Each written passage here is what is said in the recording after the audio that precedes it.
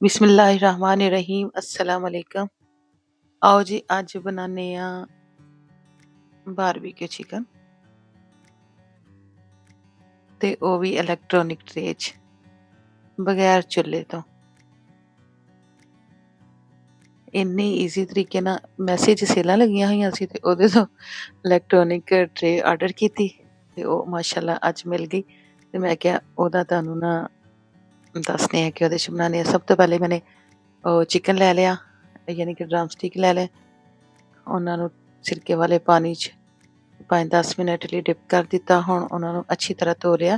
ਹੁਣ ਅਸੀਂ ਉਹਨਾਂ ਦਾ ਮਸਾਲਾ ਤਿਆਰ ਕਰ ਲਾਂਗੇ। ਉਹਨਾਂ ਨੂੰ ਸਭ ਤੋਂ ਪਹਿਲੇ ਹਲਦੀ ਲਗਾਈ। ਪਹਿਲੇ ਮੈਂ ਨਾ ਨਮਕ ਲਗਾ ਲਿਆ ਸੀ ਉਹਨੂੰ।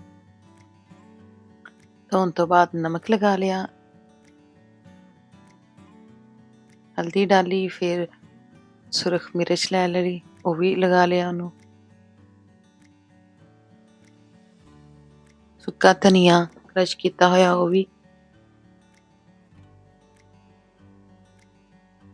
ਕ੍ਰਸ਼ ਕੀਤਾ ਹੋਇਆ ਜ਼ੀਰਾ। ਥੋੜ੍ਹਾ ਜਿਹਾ ਨਮਕ ਡਾਲ ਲਓ।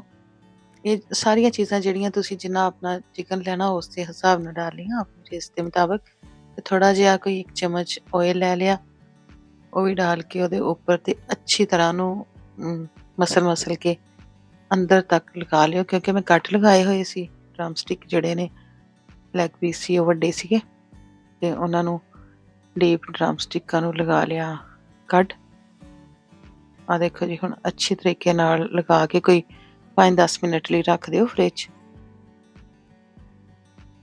ਤੇ ਹੁਣ ਅਸੀਂ ਉਹਨੂੰ ਔਨ ਕਰ ਲਿਆ।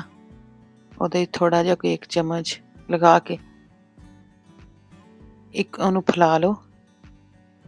ਜਿਹੜਾ ਬੁਰਾ ਸੀ ਉਹ ਲੱਭਣ ਨਹੀਂ ਸੀ ਡਿਆ। ਮੈਂ ਕਿਹਾ ਖਸਮਾਂ ਨੂੰ ਖਾਵੇ ਨਹੀਂ ਤੇ ਨਾ ਸਹੀ। ਤੇ ਉਹਨੂੰ ਮੈਂ ਪਕੜ ਕੇ ਤੇ ਸਾਰੇ ਫੈਲਾ ਲਿਆ ਆਇਲ ਨੂੰ। ਜਦੋਂ ਗਰਮ ਹੋ ਜਾਏਗਾ ਜਾਂ ਨਾ ਵੀ ਹੋਏਗਾ ਤੁਸੀਂ ਉਹਦੇ ਤੇ ਨਾ ਸਾਰੇ ਰੱਖ ਲੈਣੇ ਨੇ ਆਪਣੇ ਡਰਮ ਸਟਿਕ।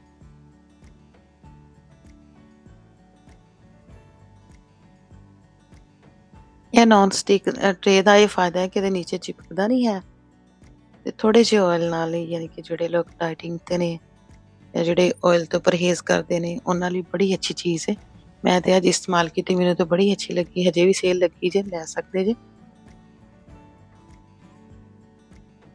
ਇੱਕ ਤਰਫ ਜਦੋਂ ਉਹਨਾਂ ਦਾ ਥੋੜ੍ਹਾ ਕਲਰ ਚੇਂਜ ਹੋ ਜਾਏ ਤੇ ਫਿਰ ਉਹਨਾਂ ਦਾ ਸਾਈਡ ਚੇਂਜ ਕਰ ਦਿਓ।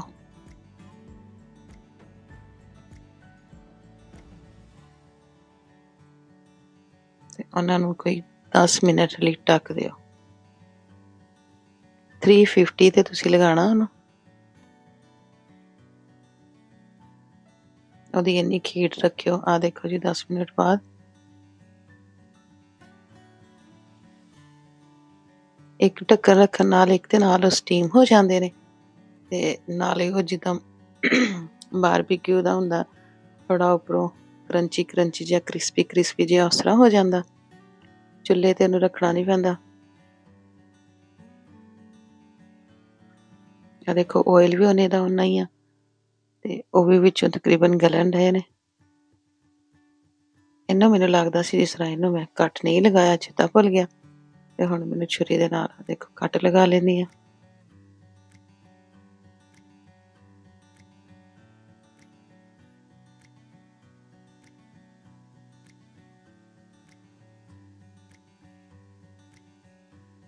ਤੁਸੀਂ ਇਹਨੂੰ ਨਾ ਡੀਪ ਕੱਟ ਲਗਾਇਓ ਜੇ ਹੱਡੀ ਤੱਕ ਤੇ ਅੰਦਰ ਤੱਕ ਇਹਨੂੰ ਮਸਾਲਾ ਲਗਾਇਓ ਆਪਣੀਆਂ ਉਂਗਲੀਆਂ ਦੇ ਨਾਲ ਮਸਲ ਕੇ। ਆ ਦੇਖੋ, ਆ ਵੀ ਰਹਿ ਗਿਆ ਸੀ, ਇਹਨੂੰ ਵੀ ਲਗਾ ਦਿੱਤੇ ਆ ਕੱਟ।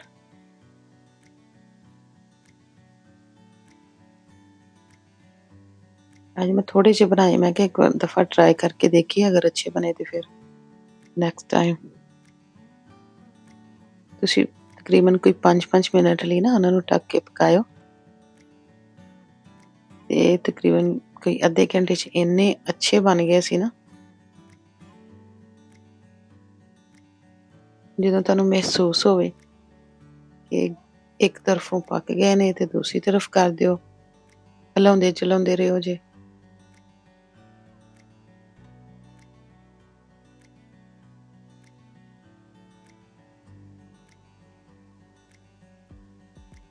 ਜਦੋਂ ਅੱਧੇ ਤੋਂ ਜ਼ਿਆਦਾ ਗਲ ਜਾਣ, ਤਕਰੀਬਨ ਕੋਈ 75% ਤੇ ਫਿਰ ਮੈਂ ਉਹਨਾਂ ਦੇ ਜਿਹੜੇ ਕੱਟ ਸੀ ਉਹਨਾਂ 'ਤੇ ਮੈਂ ਦੇਸੀ ਘੀ ਲਗਾ ਦਿੱਤਾ। ਤੁਹਾਡੇ ਕੋਲ ਜਿਹੜਾ ਹੈ ਉਹ ਲਗਾ ਲਿਓ, ਨਹੀਂ ਦੇਸੀ ਘੀ ਹੈ ਤੇ ਆਇਲ ਵੀ ਲਗਾ ਸਕਦੇ, ਜੇ ਨਹੀਂ ਲਗਾਉਣਾ ਤੇ ਨਾ ਸੀ, ਕਿਉਂਕਿ ਆਇਲ ਤੇ ਆਲਰੇਡੀ ਹੈ ਲੱਗਾ, ਲੇਕਿਨ ਇਹਦੇ ਨਾਲ ਜ਼ਰਾ ਟੇਸਟ ਹੋਰ ਵੱਧ ਜਾਂਦਾ।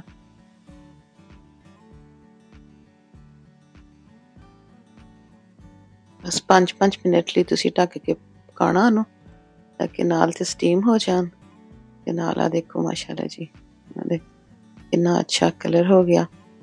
ਆ ਦੇਖੋ ਜਿਹੜੀ ਨੀਚੇ ਉਹਨਾਂ ਨੇ ਸਕਮ ਛੱਡੀ ਆ ਉਹਨੂੰ ਤੁਸੀਂ ਇਸ ਤਰ੍ਹਾਂ ਕੱਢ ਲਵੋ।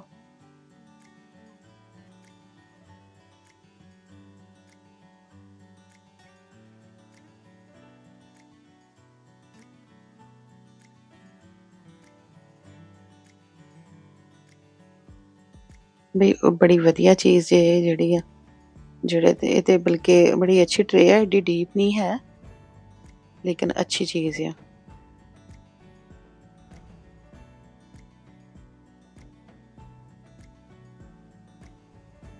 ਜਦੋਂ ਤਿਆਰ ਹੋ ਜਾਏ ਤੇ ਉੱਤੇ ਪਿਆਜ਼ ਕੱਟ ਕੇ ਮੈਂ ਉਹਨੂੰ ਧੋ ਲਿਆ ਸੀ, ਨਮਕ ਨਹੀਂ ਲਗਾਇਆ ਉਸ ਤਰ੍ਹਾਂ ਹੀ, ਯਾਨੀ ਕਿ ਕੱਟ ਕੇ ਉਹਨੂੰ ਧੋ ਲਿੱਤਾ ਤੇ ਹੁਣ ਉੱਪਰ ਰੱਖ ਦਿਓ ਤੇ ਤੁਹਾਨੂੰ ਇਸ ਤਰ੍ਹਾਂ ਹੀ ਫੀਲ ਹੋਵੇਗਾ ਜਿਵੇਂ ਅਸੀਂ ਹੋਟਲ 'ਚ ਆਰਡਰ ਕਰੀਦਾ ਹੈ ਨਾ, tandoori chicken like tandoori fish, ਉਹੀ ਸਾਰਾ ਮਜ਼ਾ ਆਏਗਾ ਸੇਮ ਉਸੇ ਤਰ੍ਹਾਂ।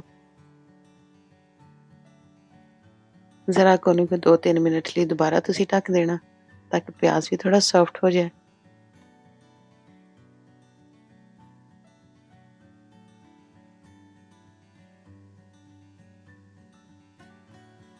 ਆ ਦੇਖੋ ਜੀ ਮੈਂ ਵੀ ਢੱਕ ਦਿੱਤਾ 2-3 ਮਿੰਟ ਲਈ। ਆ ਦੇਖੋ 2-3 ਮਿੰਟ ਤੋਂ ਬਾਅਦ ਚੈੱਕ ਕੀਤਾ, ਮਾਸ਼ਾਅੱਲਾ ਚਿਕਨ ਇੰਨਾ ਅੱਛਾ ਤਿਆਰ ਹੋ ਗਿਆ।